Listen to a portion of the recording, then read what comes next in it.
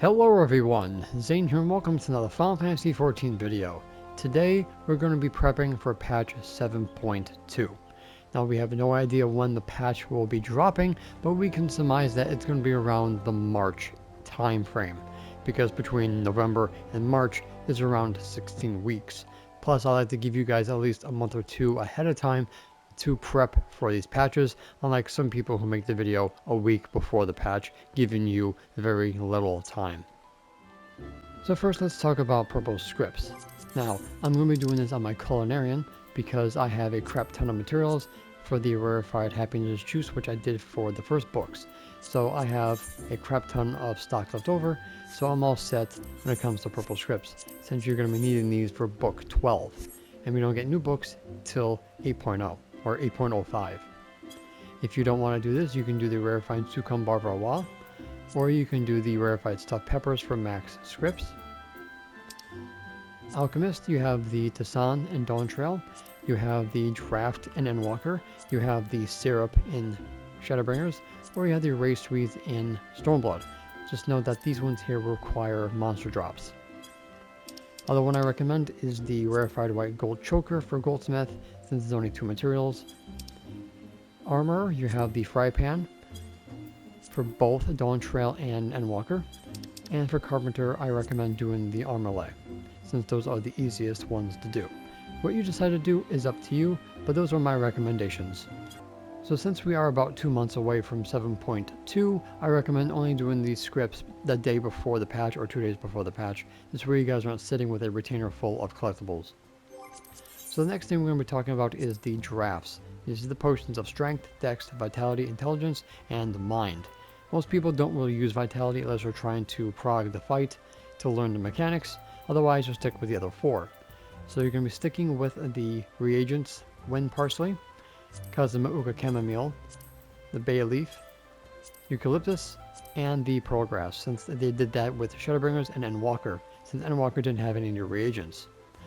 You're going to be reusing the Sun Guilt aethersands since we don't get a new one until 7.3. And with this one here, it's either going to be the sanctified water, or they're going to use the grade 1 gem saps. But my prediction is the sanctified water. I made that mistake last time saying to do the gem saps, and they ended up using sanctified water. As for the Galaxy Droid Aether, we're going to be getting new tomestones, so a new tomestone material for Alchemist pots. So make sure that you stock up on these materials here. And also remember, this is speculation, not 100% guaranteed fact, just going off the trends of the previous expansions. So that is going to take care of that. When it comes for the next gem saps, we're most likely going to reuse the Yoctel Spring water, these reagents, and of course the sands as well, and we will get a new gathering material of the flowers. So the next thing that we're going to be preparing are the level 98 materials.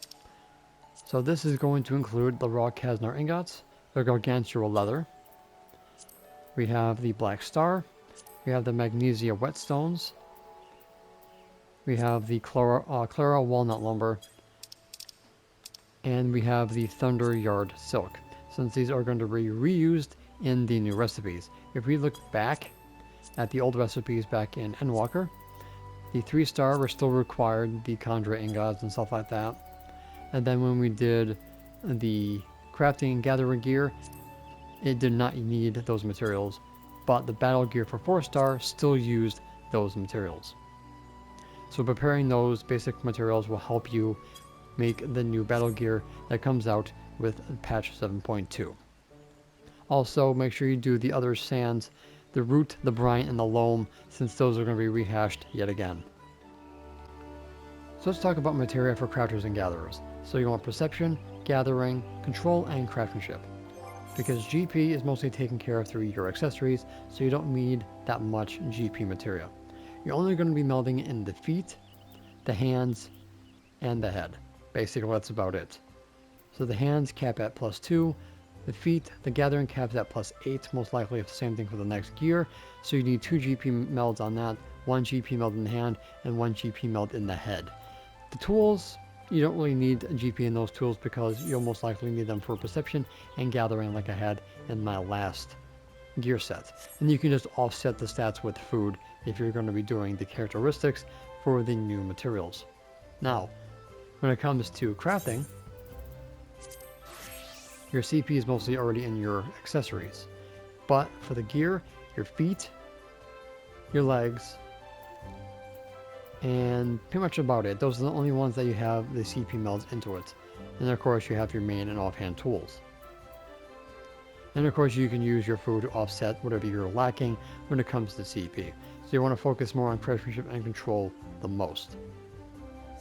Now, I believe the books don't come out until Savage comes out, which I think is like, what, 2 to 3 weeks after the patch drops, so you guys got plenty enough time to meld your gatherers. And if you're worried about making gil immediately, don't worry, because the materials aren't useful until the new recipes come out, so you have plenty of time to meld your gatherer gear. Do not meld it until we know what is required for gathering and of course the characteristics, otherwise you're going to have to remeld it, and Materia is a pain in the butt to get. Now when it comes to obviously getting Materia with gatherers, you have a couple of options. You either have the Unlost World, the North Canal Town will have copper sharks. It has to be fog or cloudy weather for this to spawn, and you must use ambitious lore. Made a video about that.